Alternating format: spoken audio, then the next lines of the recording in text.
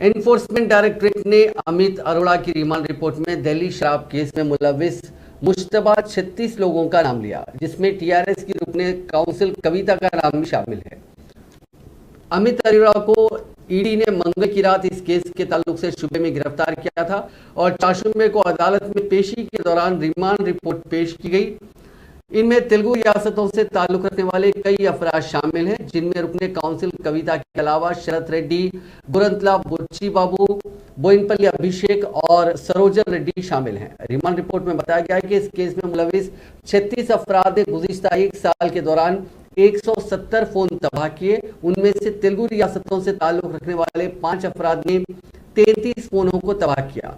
TRS रुकने council कविता ने 10, शरत रेड्डी ने 9, गुरंतला बुचिया बाबू 6, बोइनपल्ली अभिषेक 5 और सरोजन रेड्डी के 3 फोन तबाह या तब्दील किए गए। उन्होंने कौन कौन से फोन नंबर IMEI इस्तेमाल किए, उनके डिटेल्स क्या हैं, अदालत में ईडी की रिपोर्ट में इसकी तफसीलात का तज़किरा किया गया कि किन तारीखों को इन्हें तबाह या तब्दील किया गया।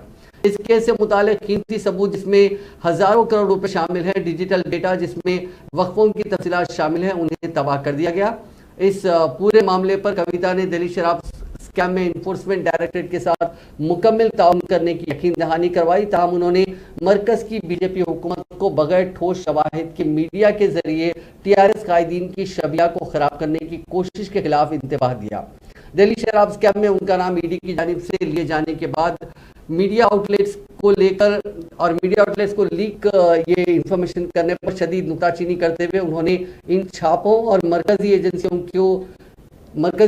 की कई तरह की जांच को तेलंगाना हुकूमत को गिराने की कोशिश करार दिया और कहा कि टीआरएस हुकूमत इन सभी कोशिशों को बेनकाब करेगी। आज देश की जनता से मैं एक विनती करना चाहती हूँ। इस देश में मोदी जी का सरकार 8 साल पहले आया है और इन 8 सालों में